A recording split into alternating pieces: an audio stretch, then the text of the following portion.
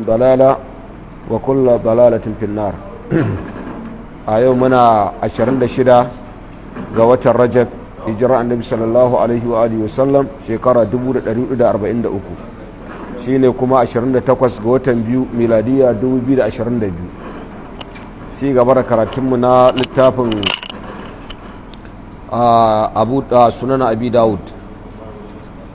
wannan kuma shine darasinmu na biyu. muna cikin kitabu bahara,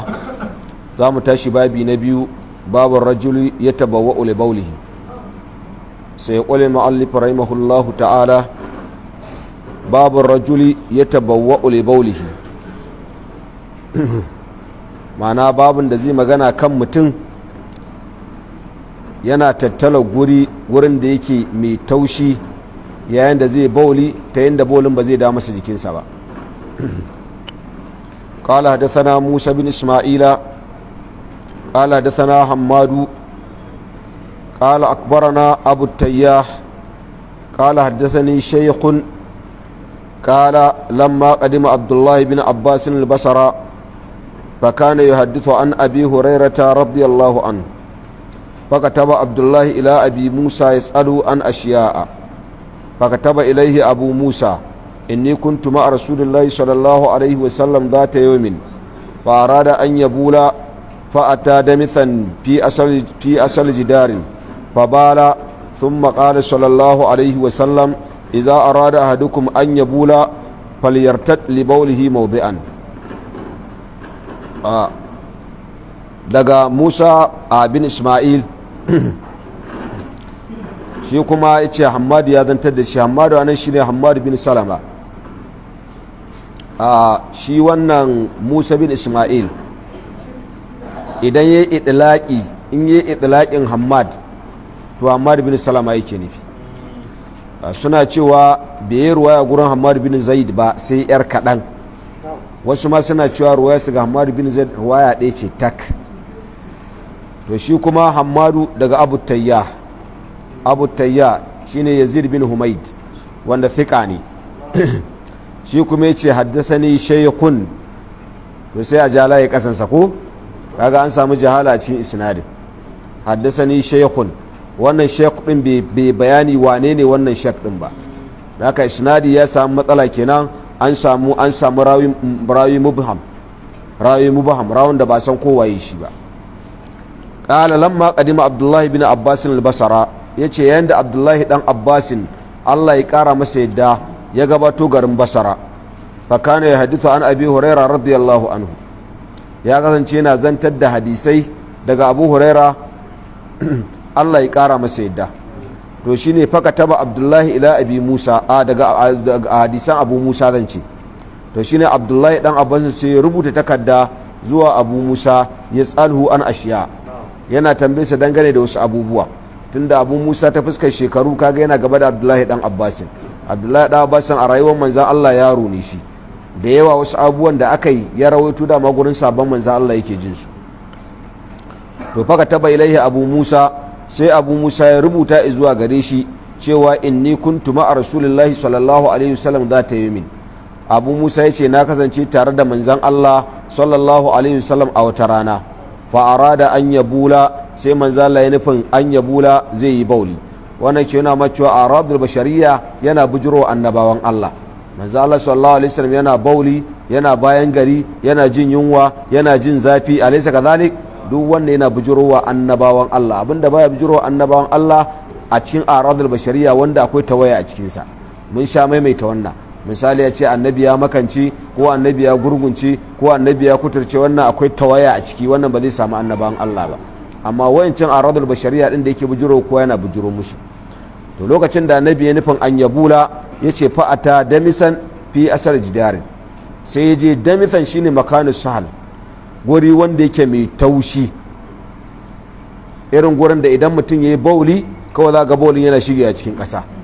gurin da idan mutum ya yi bolin ba zai dake shi ba, tsandaurin da bolin zai da masa jikinsa ba. to manzala sallallahu alaihi wasallam ya je irin wannan guri din. shi yasa idan ana so a siffanta mutum da sauƙin hali, ana cewa innahu ladamithul akhlaq, ai innahu lisalul akhlaq, sai ce mutum ne mai saukin ɗabi'a. to sai je irin wannan gurin fi asal jidarin kamar ka ce a jikin katanga, kaga ya kare ta yadda babu wanda zai gan shi kenan. fabala ya yi boli, ya ce sun maƙala sallallahu alaihi wasallam, sannan bayan manzan Allah ya bolin sai manzan Allah sallallahu alaihi wasallam ya ce iza arada ahadukum an yabula, ma'ana wani hukunci ga mamme kenan. idan ɗayan ku ya nufin zai boli faryaltat li bawlihi mawdi'an ay li yatlub wa la yataharra, ya nema ya kirdadan guri mai taushi a yanda zai bolin sa, shine falyartad li bawlihi mawdi'an. wannan hadisi ne da'ifi hadisi ne da'ifi, hadisin baya da inganci kamar yadda na bayani a farko. kaga isnadin akwai rawi mubham, rawun da ba san kowaye shi ba, cewa ya haddasa ne shekun din nan ba san waye ba, amintacce ne ko ba amintacce ba ne, sun sadu ko ba sadu ba, da haka da wannan kenan isnadin hadisin da'ifi ne, baya da inganci. akwai ruwayar Abu Huraira Allah ya kara masa yadda, wata na cikin dabaran cikin mujam dinsa al-Awsat, ita ma da kusan ma'ana irin wannan hadisin. shekanar Rasulullahi sallallahu alaihi wasallam ya ce manzan Allah sallallahu alaihi wasallam ya kasance ya tabawa ali bauli kamar ya tabawa fil manzila, manzala yana tattala gurin baulinsa kamar yake tantala gurin zamansa. wannan a Haythami ya ce wannan hadisin ya zo ta hanyar Yahya bin Ubaid bin Duja daga babansa. to shi ma wannan din na Abu Huraira din Allah ya kara masa yadda, shi ma hadisi ne da baya da inganci, dan shi ma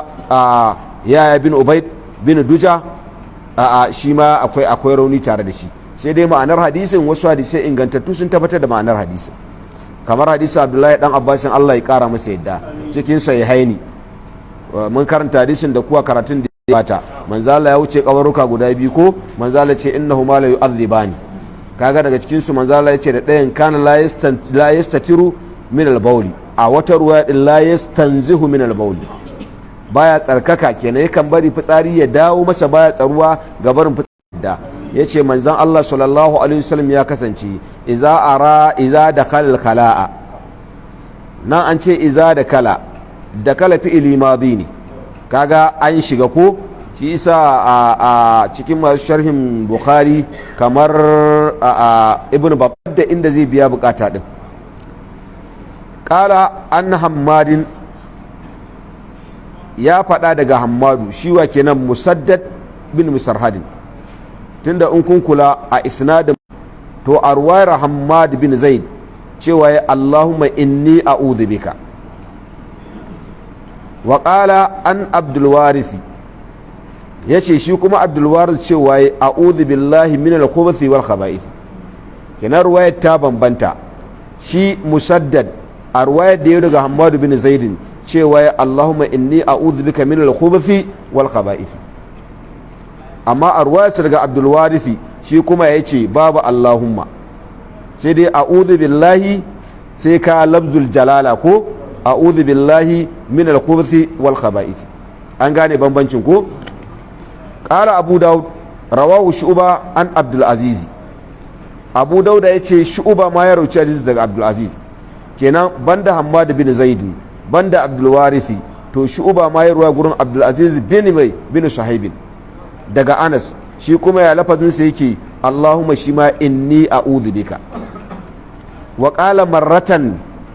a'udhu billahi, wannan ruwa tana cikin sunan Tirmidhi, ruwayar Shu'ba ya rawaito wata ruwaya din Allahumma inni a'udhu bika min al-khubuthi wal khaba'ith, wani gurin kuma yace a'udhu billahi, ina neman tsarin Allah, kamar yadda ruwayar Abdul Warith ta. wa qala wahaibun, shi kuma wahaibu a tasar ruwaya din falyata'awwadh billahi, kenan me yake so ya ce kana rasulullahi sallallahu alaihi wasallam idza dakala khala'a, ko kuma annabi sallallahu alaihi wasallam zai zama a wannan ruwa to umarni ne ba aiki ba. kenan manzala ce idza arada dukum an yadkhul khala'a falyata'awwadh billahi min al-khubuthi wal khaba'ith. kenan idan ka dau ruwayar Shu'ba da ruwayar Hammad bin Zaid da ruwayar Abdul Warisi, duk hadisi ne fi'ili, amma idan ka dau ruwayar Wahaibu ita kuma sai ya zama kenan ne hadisi ne kauli, tunda ruwayar Wahaibu annabi cewa falyata awwal mutum ya nemi tsari, kaga hadisi ne kauli kenan. amma sauran ruwayoyin kuma aiki ne na manzan Allah sallallahu alaihi wasallam idan zai shiga wannan gurin ga abin da manzan Allah sallallahu alaihi wasallam yake faɗa. to sai dai bambancin ruwaya da ta zo ita ma fi'iliya din, a wata ruwaya din Allahumma inni a'udhu bika min al-khubuthi wal khaba'ith, wata ruwaya din kuma a'udhu billahi min al-khubuthi wal khaba'ith. lafazin al-khubuth wal khaba'ith suka ce abin da ake nufi shedanu maza da shedanu mata, dan al-asalu lafazin al-khubuthu a gurin larabawa al-asalinsa shine al-makaruh, sai ya zama kenan in ya kasance a zance ne sai ya zama mugwayen zantuttuka kamar batsa kamar ashar, wannan alkus ne min alkalami. idan milla ce sai ya zama kafirci kenan, idan kuma a abinci ne sai ya zama abincin da yake haramin kenan, idan kuma abin sha ne sai ya zama abin da zai bugar, ko kuma abin shan da shi ma yake haramin kenan, ko kuma abin shan da zai zama zai cutar da kai. to wannan shi yake cewa a asali abin da ake cewa alkos kenan. alkaba'ir jam'i ne na alkos, amma a nan me ake nufi shedanu maza da shedanu mata. wannan shine abin da yake ba da tsari tsakanin al'aurar dan adam da kuma shedan da suke cikin banɗaki. idan mutum ya karanta wannan sai Allah ta'ala ya bashi kariya, sai Allah ya rufe ganin su ba za su ga al'aurar mutum, balle a ce aljani ya sha'awarsa ko ya sha'awarta ya aure ta. imamun nawawi alayhi rahmatullahi ya ce wannan ladabi ne annabi ya koyar na shiga banɗaki, wanda malamai sun ijma'i kan musabancin karanta wannan. ya ce kuma ba bambanci tsakanin gurin da yake gini ne da gurin da yake fili ne, ya ce ba su da bambanci, dukkanin su shirka ne da Allah, don wayannan ayyukan Allah ne shi kadai. manzo Allah ma neman tsarin Allah yake, neman kariya Allah yake, neman agajin Allah yake, ga Allah ta'ala yake fakewa. shi yasa manzo Allah yake cewa la manja wala malja'a minka illa ay min Allah illa ila Allah subhanahu wa ta'ala. alwahidu qaharu kenan wannan lafazin. wannan ruwa tana cikin sahih muslim da cikin musnad da imam ahmad da kuma cikin musnad na ibn abi shayba. haka nan kuma sayyid ibn zaid shi ma ya mammuta ba akan wannan lafazin, Allahumma inni a'udhu bika min al-khubuthi wal khaba'ith. ruwa tana cikin adabul mufrad na imam al-bukhari. haka na hammad bin salama shi ma ya marmuta ba akan wannan lafazin na Allahumma inni a'udhu bika min al-khubuthi wal khaba'ith. ruwayarsa tana gurin ibn sunni. haka nan shu'uba a ɗaya da cikin ruwayansa shi ma ya marmuta ba, kamar da muka karanta anan ko shu'uba a tarwa yana rawaito Allahumma inni a'udhu bika min al-khubuthi wal khaba'ith, wani lokacin kuma ya ce a'udhu billahi min al-khubuthi wal khaba'ith. ka kenan a lafazin shi ma shuba ya masa mutaba'a. ita kuma ruwayar Abdul Warith wata zo da lafazin a'udhu billahi min al-khubuthi wal khaba'ith, ita kuma Isma'il bin Ulayya ya yi mutaba'a akanta, wanda ruwa tana cikin sahih Muslim da kuma Sunan bin Majah da musnad na Imam Ahmad bin Hanbal. to wannan ruwayan guda biyu da ruwayar a'udhu billahi min al-khubuthi wal khaba'ith da ruwayar falyata'awwadh billahi min al-khubuthi wal khaba'ith, shan Nasiruddin Albani a cikin al'um yayi hukunci kan cewa wannan ruwayan shazzai ne. ina ce al'um shine littafin sana sai sunan Abi Dawud, da aka yi samu suna al'um. to ya hukunci cewa wayannan ruwan shazai ne, ce zaman amintattu da yawa da suka rawaito hadisin da wancan lafazin suka rawaito shi.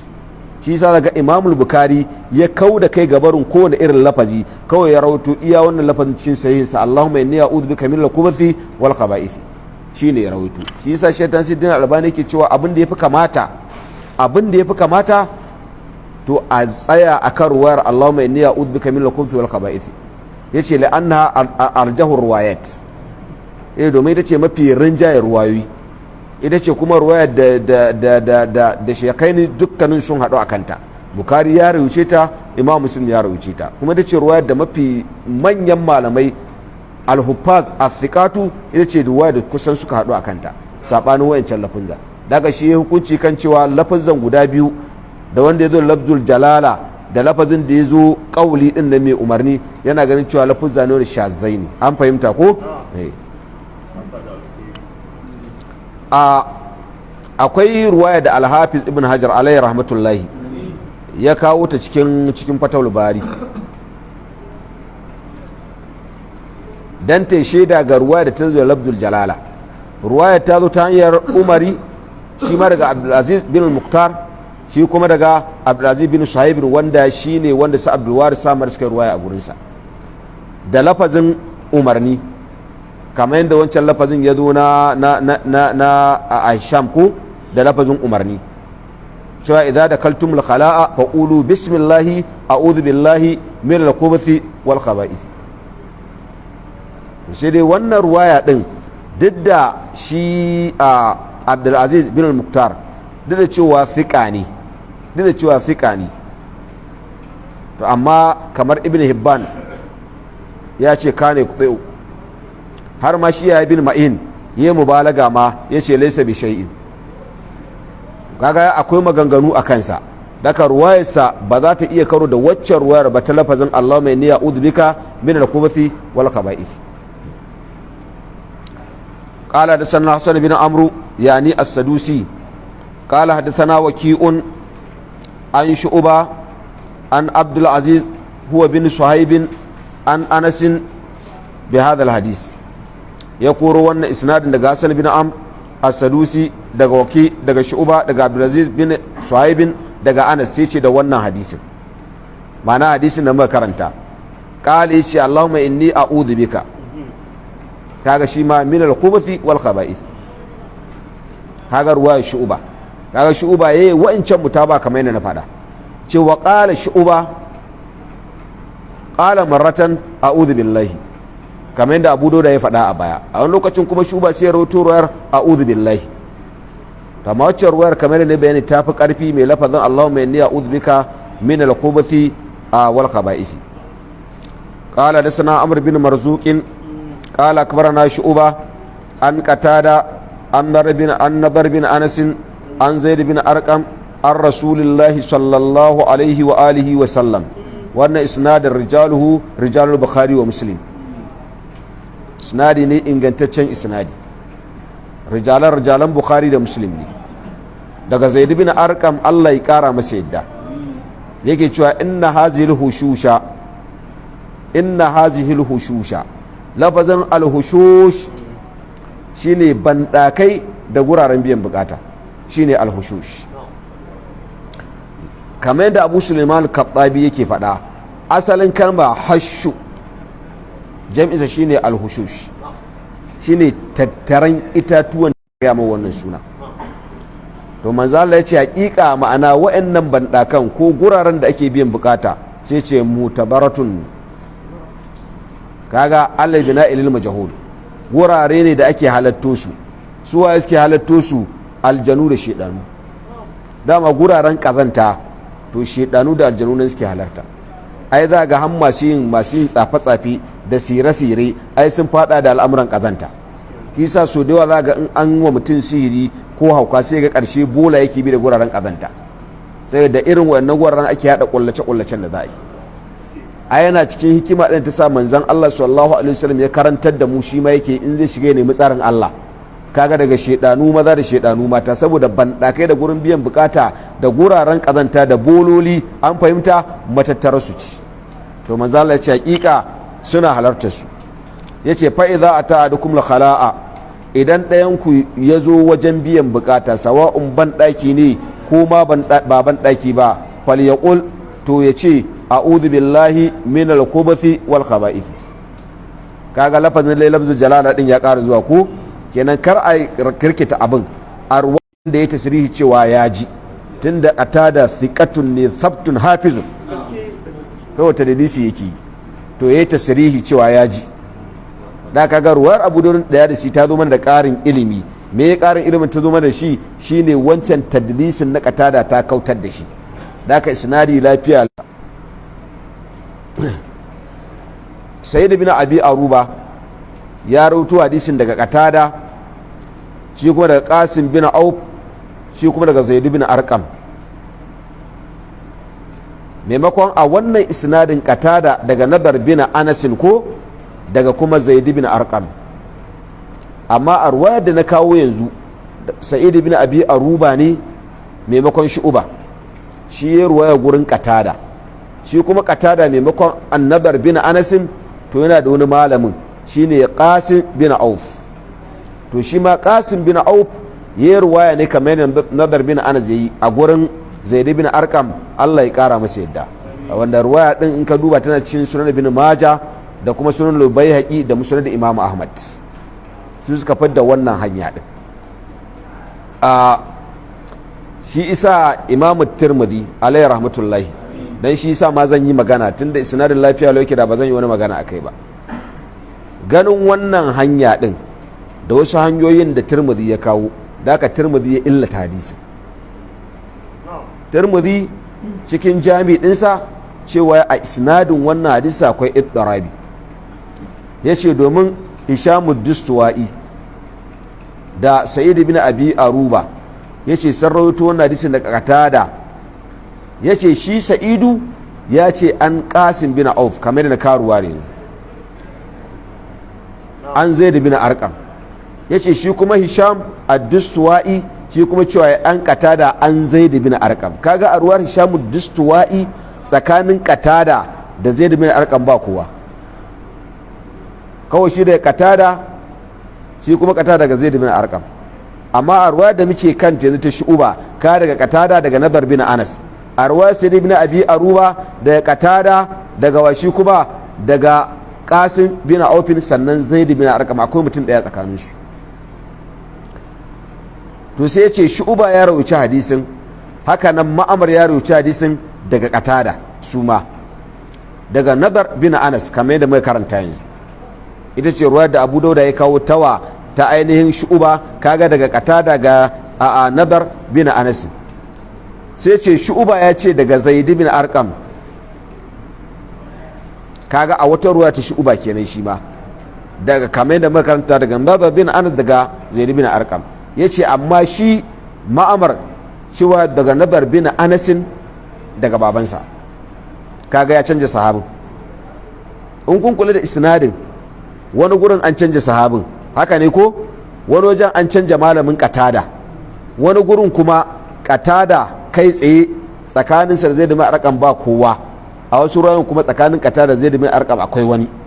In ka ɗau ruwa da muke karanta yanzu Abu Dauda ya kawo tsakanin Qatada da Zaid bin Arqam akwai wa Nadar bin Anas. Idan ka ɗau ruwar Sa'id bin Abi Aruba tsakanin Qatada daga da Zaid bin Arqam akwai Qasim bin Auf. Idan ka ɗau ruwar Ma'amar shi kuma Qatada daga Nadar bin Anas, amma sai ce daga babansa Anas maimakon Zaid bin Arqam. Shi sa Imam Tirmidhi sai ce wannan hadisin akwai ittarabi ya raunata shi. Yace amma ya tambayi, yace sa'altu Muhammadan, yace na tambayi Muhammadu. Wa yake nufi Muhammadu? Imamul Bukhari. Yace na tambaye shi dangane da wannan hadisin, sai Imamul Bukhari yace ya hatamilu an yakuna Qatada rawa anhuma jami'a. Yace zai iya wa Qatada ya rauci hadisin nan gurin waɗannan mutanen guda biyu baki ɗayan su. Ya rahuta gurin wa kenan, gurin Nadar bin Anas, kuma ya rahuta gurin Qasim bin Auf. To shine sai Sheikh Nasiruddin Albani alayhi rahmatullahi, kamar da ke shine ka'ida ta hadisi, yace wannan magana ta Tirmidhi da ya raunta hadisin cewa akwai iddarabi, yace wannan ya saba tsarin malaman hadisi. Ce domin ba a yi hadisi hukunci cewa muttaribi ne sai idan ya kasance dukkanin hanyoyin daidai suke. Amma idan ka samu fuskar tarjihi daga fuskokin tarjihi, ko ya zama waccan hanyar amintacce ne ya raututa, waccan hanyar ba amintacce ba, kaga babu iddarabi kenan, sai a ɗau wacce hanya kenan ta amintacce. Ko kuma ya zama wa'ancan ahalu itiqan ne wal hibzi, ita kuma ɗaya hanyar ba irin su bane, ka sai a rinjayar da hanyar su. Ko kuma a'a wanda ya rawaito kaza ya fi wanda ya rawaito kaza lazamtar malamin koyaushe na tare da shi, kaga sai a rinja da ruwayarwa kenan wanda yake lazamta da malamin a kodayaushe. To idan an rasa duk wa'annan ne, an gane, to sai a yi tarjihi. Sannan kuma in kun kula a nan kamar da Imam Bukhari ya faɗa, ai zai iya mayuwa malami guda ɗaya ya ruwaya gurin wancan, ya ruwaya gurin wancan, ko ba haka ba, su kuma duk sun ruwaya gurin mutum ɗaya, ba zai yi ba, akwai su da yawa. Shi yasa ma yace musamman kamar Qatada, yanda aka san Qatada da hadda da ke yabo, yace misalin Qatada za ka samu yana iya ruwaya ta hadisi guda ɗaya a gurin malami sama da ɗaya. Ya ce akwai misalai irin wannan na katada kamar imamu zuhuri, za ka samu hadisi guda zai ka zame da malamai biyu malamai, ko ba haka ba to ai katada karfin sa ya kai karfin imamu zuhuri. Haka nan ba dalilin ko da ma hakan ne, ko da ma a ce ruwaya din ba gurin mutum biyu ba za a ce akwai hadisi akwai tsarabi ba, sai an fara dubawa akwai fuskar za a yi tarjihi ko babu. Idan akwai fuskar za a yi tarjihi to sai a yi tarjihi shikenan, daga ba za a hukunci a ce hadisin mutsaribi ba ne. To kaga a nan in za ka yi tarjihi, in tarjihi za a yi wace ruwaya za a rinjayar? Sai a rinjayar da ruwayar Hishamu Dustuwa'i, afwan a Sa'id bin Abi Aruba, saboda Sa'id bin Abi Aruba da Hishamu Dustuwa'i wayannan sun fi kowa lazamtar katada, sun fi kowa lazamtar katada. To a ruwayar shi Hishamu Dustuwa'i shi kuma ya cire tsakanin katada da Zaid bin Arqam ya ruwayarsa babu kowa. To shi kuma tsakanin su da Hishamu da Sa'id bin Abi Aruba sai a rinja da ruwa Sa'id bin Abi Aruba, dan kamar yadda Imam Baihaqi ke faɗa Sa'id bin Abi Aruba shine ɗalibin da yafi kowa lazamta katada. Sannan kuma ruwa ta zo da ƙari na amintacce kuma abin karɓa ne, ko ba haka ba. Amma ita ruwayar Ma'amar wacce ya canja sahabin, yace daga Nadar bin Anas, daga Anas, Imam Baihaqi yace shi Ma'amar yayi ruwaya ne gurin katada, tunda katada al-Misri ne. Ce lokacin da Ma'amar ya ruwaya a Misra, ya ce ruwayensa na Misra suna da rauni, an gane? To tun da shi kuma katada mutumin Misra ne, to ka kenan ruwayar Ma'amar da ya rawaito cewa daga Nadar bin Anas daga babansa, sai mu ce ruwaya ce ba ta da inganci. Kaga idan tarjihi zami kenan sai mu rinjayar da ruwayar Sa'id bin Abi Aruba, dan Sa'id bin Abi Aruba a gurin katada ya fi kowa karfi. Sai ya zama kenan ruwayar daga kenan sai da bin Abi Aruba daga katada shi kuma daga Qasim bin Aufin shi kuma da Zaid bin Arqam, Allah ya kara masa yadda. Wannan in tarjihi zami kenan, balle ma ba ma bukatar tarjihi. Magana Imam Bukhari shi ne magana mafi kyau.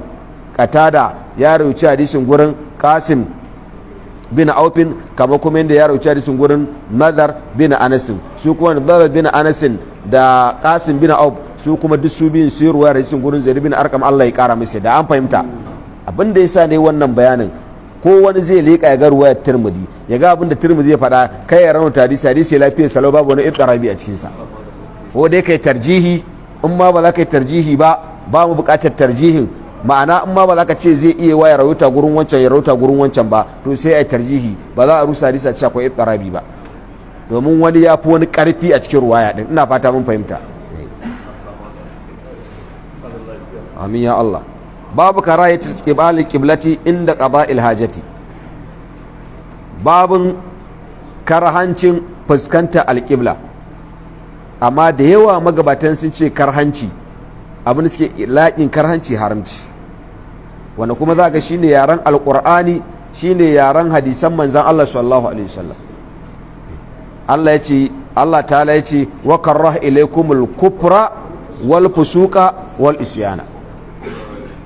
Manzo Allah ya ce wa kariha lakum qila wa qala. Daka gurin almutaakkiruna ne ko gurin malaman usul in sun ce makaruhi zaka bashi ma'anar manaha anhu shari'u, amma nahyun ghairu jazim. Sai ce al makruhu yuthabu tarikuhu wa la yu'aqabu fa'iluhu. Sai ce makaruhi wanda ya bar shi zai samu lada, wanda ya gata shi baya da zunubi. An gane ko? Amma a yaran mutaqaddimuna kuma shine yaran Qur'ani, shine yaran sunna, makaruhi haramun ake nufi. In kaga maganganun Imam Shafi'i yana cewa karahatu kaza haramci yake nufi. Yana jin tsoron ko kada abin ya zama ba haramun bane ya ce masa haram, sai ce ina kin kaza. Haka wannan babun haramcin fuskanta alƙibla yaushe, ba kowane lokaci ba, inda qada'il hajati yayin biyan bukata. An ce mata alƙibla saboda nan ne inda musulmin duniya baki ɗaya suke fuskanta a lokacin da za su yi ibadarsu. A nan me ake nufi qada'il haja, biyan bukata? An sa abin da ake nufi ko albaulu wal ga'id. قال حدثنا مسدد بن سرهد قال حدثنا أبو معاوية محمد بن حازم كنا عن الأعمش شيني أعمش to Sulaiman bin Amash Sulaiman bin Mihran ko al-Amash wani malami cikin malumin yayi makaranta Amashiya ko Amashiya yana da zafi ne Sulaiman al-Amash hakkare ne da shi sai ka zo karba hadisi ya hada ka da kare yana da zafi kwarai da gaske Sulaiman al-Amash kuma baya gani sosai bai cika son kuma ya ruwaya ba saboda tsantseni da duk tsoron kai a kuskure cikin maganganun manzan Allah akwai ɗaya da cikin ɗalibansa ba zan iya rawar sunansa yanzu ba ya taɓa haɗuwa da shi ce da Allah ya yi majagora ya kai shi gurin wani malami zai duba shi mutum da ya sai yana hana sa hadisi ya ce a dai kai mu alƙawarin za ka ban hadisi ya yi masa alƙawari sai da ya ba shi hadisi ya cika allansa da hadisai ya kai shi ya dawo yana dawo da shi sai ya maza ya gudu saboda ya san zai karbi Allah sai ce masa kaga daɗi sani da gaya ma ƙarya nake ce wallahi na san tsoron Allah ka ba za ka yi maza Allah ƙarya ba da da hadisa Sulaiman al-Amash sai dai shi ma mudallisi ne yana cikin rijalan Bukhari da Muslim amma mudallisi ne an Ibrahim ana annaka'i kenan al-Kufi ko an Abdurrahman bin Yazid shi ma annaka'i an Salmana ana al-Farisi kenan Allah ya kara masa yadda kala yace kila lahu aka ce da shi su suka ce da shi mushrikai ne suka ce da shi haka yazo a ruwar Imam Muslim karara qala nal mushrikuna haka yazo ruwar Muslim mushrikai sun ce da mu kad allamakum nabiyukum kulla shay'in hatta al-qira'at mushrikai sun ce da mu haƙiƙa annabinku ya sanar da ku komai hatta al-qira'at wai har ladubban biyan bukata saboda annabin Allah ya kushi da addini ne gamamme komai manzan Allah bai bar shi ba kaga annabin da har yanda za ka biya bukata sai da yi ma bayani shi kenan sai ka zo ka kara mana a zikiri sai ka kara mana a sallah sai ka kara mana a nafila sai ka kara mana a salati sai ka kara mana kaza wannan duk basu biyan bukata ba annabi ya kawo su duka ba ma neman wani mana kari to kaga su kansu mushrikai sun fahimta cewa manzan Allah ya aiko shi kuma yi wa al'ummarsa bayanin komai babu abin da manzan Allah ya rufe musu wannan ke yana ma munin kaulin masu cewa addini akwai zahiri akwai baɗini da kawai zahirin ko amma kuke ganin zahiri amma baɗini wai da Allah ya ce ku tsaye da sallah ai bagarar da ku ake nufi ba sallah ake nufi ba wai Allah ne yake bagarar da mutane manzo Allah yake bagarar da mutane da akwai abin da ake nufi ku yi addu'a da ka ba sai kun yi sallah ba ina jin wani da dadewa shekara kamar 10 zan wuce ana ni maulidi yana tafsirin fadan Allah innal muluka idza dakalu qaryatan afsaduha wa ja'aluha izzata ahliha zilla an cika yana to kaga wannan zahirin ta ne kai kake cewa innal muluka idza dakalu qaryatan kake dauka gari ne amma baɗinin ayar ba gari ake nufi ba kaga kenan bugar da mu alqur'ani yayi ba haka ake nufi ba littafin Allah ya kamata ya zama haka wai abin da ake nufi innal muluka wai al muluka anan wai shedan ne wai idza dakalu qaryatan wai ta qaryatan din zuciya kenan da ko in shedan ya shiga zuciya afsaduha to sai na ce ya zai daga ban da dai zan iya faɗa a lokacin amma da matsala ku taro ne an fi mutum 100 kaza sai to kai ya zaka yi da wajalu a izzata ala adilla sai ka karasa mana ku manzo Allah sallallahu alaihi wa sallam kaga gaskiya hadisin jibril suka yanke wani abu manzo Allah sallallahu alaihi wasallam ce akbirni anil ihsan yace an ta'budallaha ka annaka tarahu fa in lam takun tarahu fa innahu sai suka ce fa in lam takun wai ka tsaya fa in lam takun wai in kai fana'i kai wusuli ka zama kai kana jin kai ba kai bane tarahu sai ka ga Allah sai na ce to fa innahu yaraka ba haka ibn hajar ya ga mu cikin fatawul bari ya ce to fa innahu yaraka ba ku kaga yanda ake wa addinin Allah ake wasa da addinin ko dan a batar da mutane.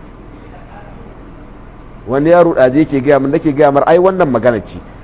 ya je wani masallaci ba zan faɗi masallacin ba zai je sallah in ya gama nace kai yan masallaci yan kaza ne ce ai na gani yace na tafi haka ana ikama kan na shimfiɗa tabarma ta hanyar raka'a ɗaya za a tafi ta biyu ta saboda su sallah a gurin su ba dole bane a yi ta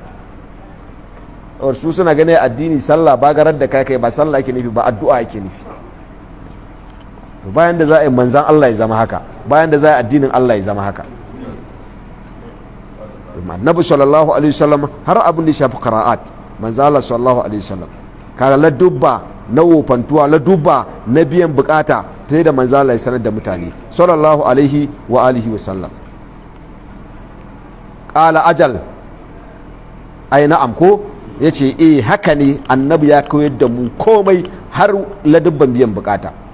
yace laqanna hana sai ya gaya musu maga irin abin da annabi ya mana ce laqanna hana sallallahu alaihi wasallam an nastaqbil al-qiblata bi ga'idin aw bawli yace hakika annabi sallallahu alaihi wa alihi wasallam ya hana mu fuskanta al-qibla a yanda zamu biya bukata zamu bayan gari ko zamu bawli to anan malamai suke maganganu guda biyu me yasa ka hana fuskantar al-qibla an hana fuskantar ni dan an hana yayi mata tsaraici ko kuma an hana fuskantar ta ne dan zai zama mutum zai fitar da abin da kazanta ne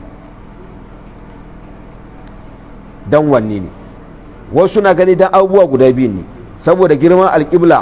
tana cikin sha'irar ko wa man yu'azzim sha'irar lahi fa inna min taqwal qulub haka suna gani dan wannan ne kuma saboda kazantar da za a fita wasu kuma suna ganin kawai dan girman alƙibla ne ba za a yaye mata tsaraici ba sai ya zama kaga in haka ne sai ya zama kenan sanda mutum zai biya bukata da matarsa ba zai kalli alƙibla ba dan ana yaye tsaraici ko ba a yayewa wanda kuma suke ganin dan za a fidda kazanta ne to su kuma a gurin su kenan dan zaka biya bukata da iyalanka zaka iya fuskantar alƙibla zaka iya juya mata baya an gane sabanin ko ya ce to ka ganin da aka ce bai gaye din au bowling sannan za a yi gaye ko bowling zahiri abin da zai farin jayi sai ya zama kenan dan kazantar za a fita dan kaga a hadisin manzala bai magana kusantar iyali ba an keɓance ba a fuskanta ta wajen bauli ko bayan gari kenan sauran abubuwa fa suna nan a inda sai za a iya fuskantar ta cewa wa Allah nastanjiya bil yamini haka nan annabi sallallahu alaihi wasallam ya hana mu ko ya umarce mu kada mu yi tsarki bil yamin da hannunmu na dama saboda hannun dama an sani cewa hannun dama hannu ne mai karamci hannu da ake kare shi ga barin kazance hannu ne wanda da shi ake ci da shi ake sha da shi ake karba da shi ake bayarwa da shi ake gaisawa da mutane shi ne hannun da duk mumarasa da kake daga banka da shi kake yi ka bai kamata ce ana hada shi da kazanta ba wannan kiyaye ma cewa musulunci dinun ne wa daula ba addinin iya masallaci bane shi yasa lokacin da aka ce za a yi ranar wanke hannu nace ka ji kazamai su sai a shekara ma su suke wanke hannu ka dubi tsarin musulunci Allah kalli in dai zaka yi sallah biyar kai alwala zaka wanke hannu so uku ko so biyu ko so ɗaya ko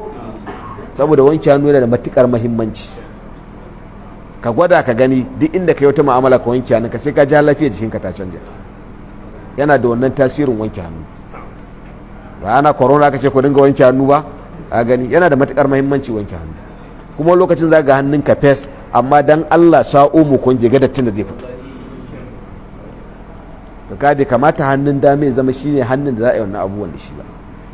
kana mu'amala da mutane kana ci kana sha kana kaza za ka haɗu da mutane ka ci ka ɗiba su ɗiba za ka gutsara ka bashi za ka riƙe da hannun ka miƙa mar kuma ka yi tsarki da shi duk ya cinye kashinka musulunci ba zai da wannan ba wa Allah ya sanji ahaduna bi aqalla min thalathati ahjarin kuma annabi ya umarce mu kada ɗayan mu yayi tsarki da mafi karanci daga dutse uku kaga wannan me ke nuna ma kenan a wajen tsarki na dutse kenan ko dai mutum yayi tsarki da ruwa ko mutum yayi tsarki da dutse kenan labudda sai an samu masahatu thalatha kenan wanda ke nuna cewa yi da guda ɗaya dutse ko abin da zai ɗau ma'anar dutse mutum ya ɗau masaha guda ɗaya ya shafe ko da ya tsarkaka bai samu tsarki ba, domin Allah ya sani cewa ɗayan zai iya yi amma sai aka ce kada a yi da ƙasa da uku, ka dole sai an samu masahar guda nawa kenan, dole sai an samu guda uku, dan da ɗaya zai yana yi da manzala bai ce kada yi da ƙasa da uku ba. kaga idan kai da uku to idan bai tsarkaka ba ka sa na hudu labudda sai an yi mai kenan sai an sa na biyar, dan manzala ce wa man istajmara falyutir, duk wanda zai tsarki na istijmari manzan Allah sallallahu alaihi wasallam ya ce yi mara, to san wannan sharaɗin na adadi ke yana cewa ƙasa da guda uku ba zai yi ba, da mutum zai da guda ɗaya ko da ya ɗauke masa to wannan tsarkin nasabi ba. To kuma wannan ke nuna ma cewa kenan ko da ruwa za ka yi tsarki da dutse ko abin da zai ɗau ma'anar dutse, ko da ruwa ba wai dole sai ba ruwa ba ne ake tsarki. Hadisi ibn Mas'udin Allah ya kara masa yadda da annabi zai boli bai ce a nemi masa ruwa ba, ce masa yi kawai je ka samu duwar wutsu guda uku, ya ce na zo da biyu da rauf kashin dabba, manzo Allah ya jefar da shi ce innahu rijsun aw riksun, a wata race itini bi ghairaha zo min da waninta, kaga dai sai an samu na nawa kenan, sai an samu na uku. Wannan sharaɗin ke nuna cewa yi da biyu ko ƙasa da biyu ma'ana dai ƙasa da uku baya halatta. Yace au nastanjiya bi raji'in aw azamin, haka annabi ya hana mu yi tsarki bi raji'. Ar-raji' shine ar-rawth wal adra, ko dai kashin dabbobi kuma zai dau ma'ana al-adra kashi na dan adam. Dama shi bayan garin da dan adam wannan bil ijma najasa ne ko shi yasa imamu ne yace wannan an hana ne saboda an hana tsarki da najasa. Najasa ba za ta tsarkake najasa ba, da haka shi a rauf din najasa ne kuma haka shi mara dan adam najasa ne, shi yasa shi ba za ya tsarki da shi ba. Sai manzo Allah sallallahu alaihi wasallam azami yace ko kuma kashi, an hana yin tsarki da kashi saboda kar a najasta shi, saboda manzo Allah ya nasanta a hadisin Muslim cewa kashi da muke ci miyar shine abincin yan uwanmu daga aljanu. To kaga idan haramun ne ka lalata aljanu abincinsu, kaga min babin aula kai tsarki da abincin dan adam, dan mutum ya fi aljan daraja. Kenan ba za ka ɗau abinci misali ka ɗau dankali ko ka ɗau doya ko ka ɗau rogo ko ka ɗau kek ko ba haka ba, duk wannan abinci ne ka ce za ka yi tsarki da su, wannan haramun ne biyalata kuma ba zai tsarkake maka ba,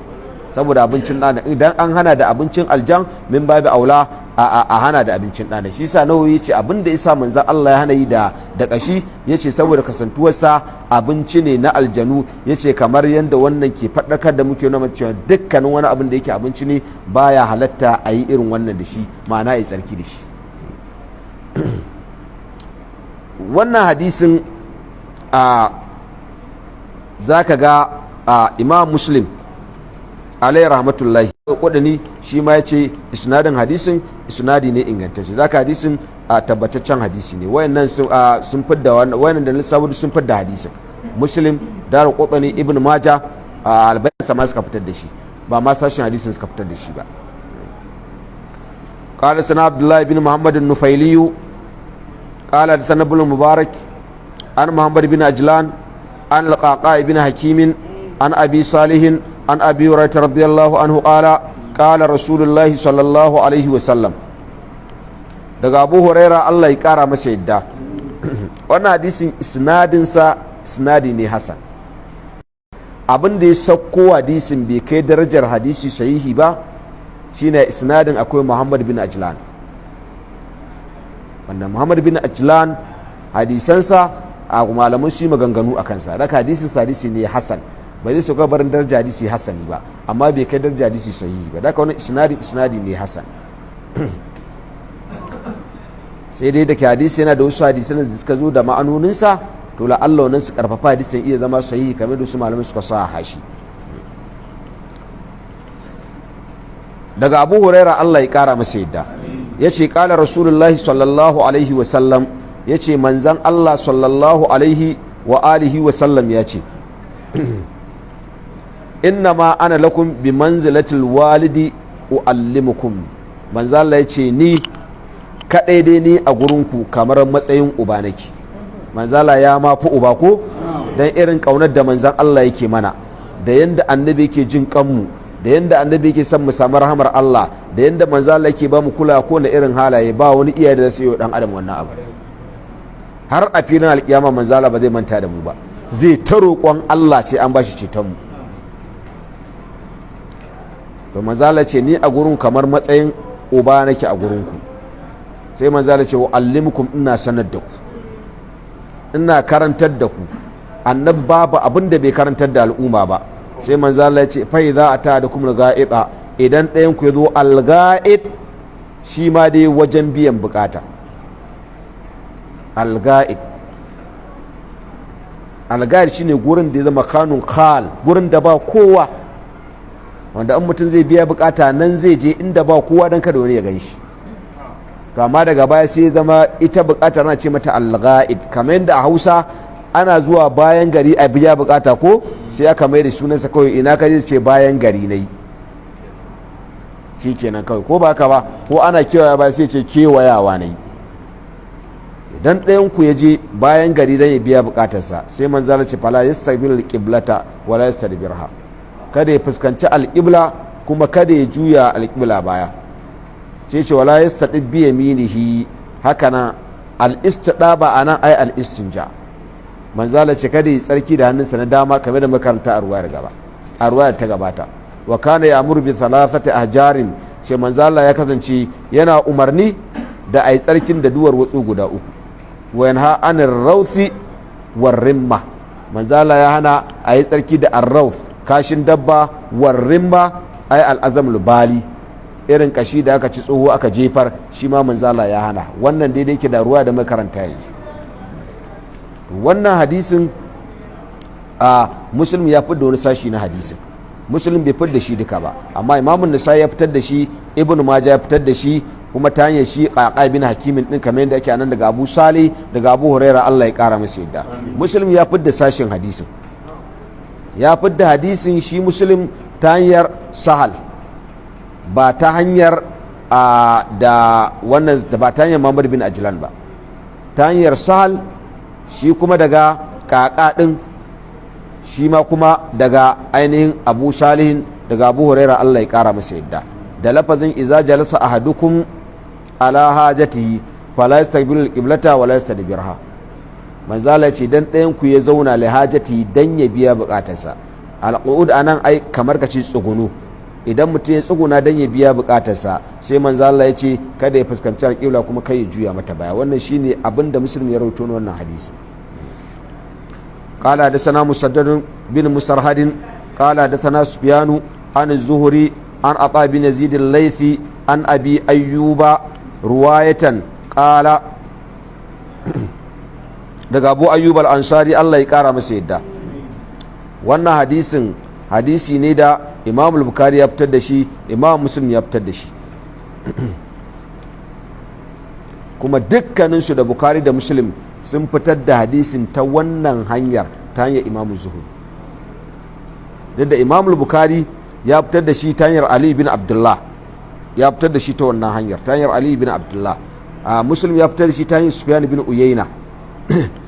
Dukkaninsu da Ali bin Abdullah da Sufyan bin Uyayna din su kuma dukkaninsu daga Zuhri, daga Ata bin Yazid al-Laythi, daga Abu Ayyub al-Ansari, Allah ya kara masa yadda. Tirmidhi ya ce wannan hadisi shine mafi kyawun hadisi a wannan babu. A wannan babi, babun da yake magana kan kada kalla al-qibla kuma kada a juya mata baya. A hakanan Imam al-Bukhari da Imam Nasa'i da Ibn Majah sun fitar da hadisin ta wasu hanyoyin da dama, amma dukkaninsu kuma hanyoyi suna tafiya ne kan Imam Zuhri alayhi rahmatullahi. Haka Imam Malik ya fitar da hadisin, haka nan Nasa'i ya fitar da hadisin ta hanyar Imam Malik, haka nan Imam Ahmad shi ma ya fitar da hadisin daga Imam Malik ta hanyar Ishaq bin Abdullahi shi kuma daga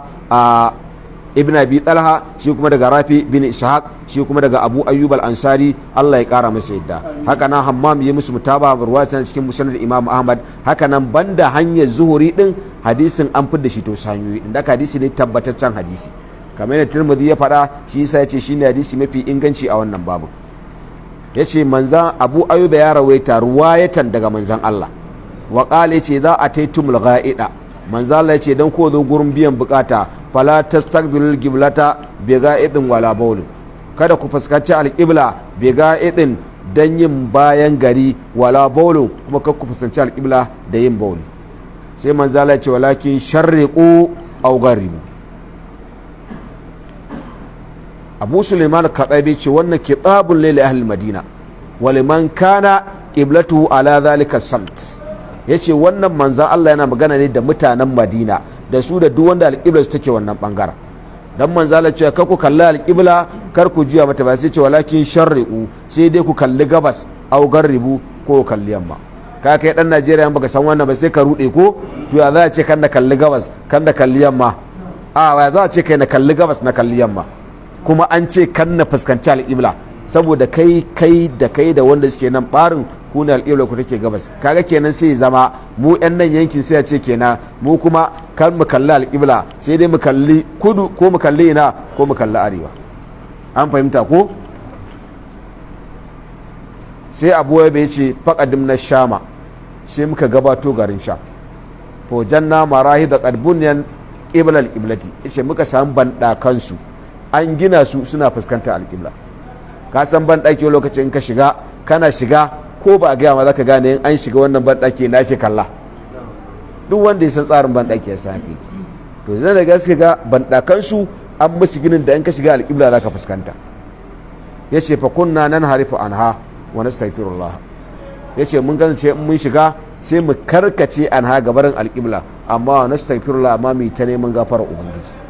Malamai suka ce to gafara da suke nema ta me, suka ce la'alla suna neman gafara ne saboda sun shiga banɗakin da ake fuskanta alƙibla duk da cewa ba su kalle ta ba.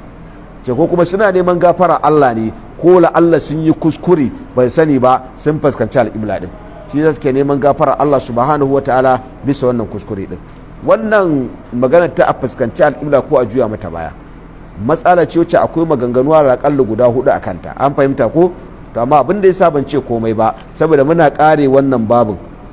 dama na ce fi ilmu qarana yake ko zai ce babu rukhsatu fi zalika, babin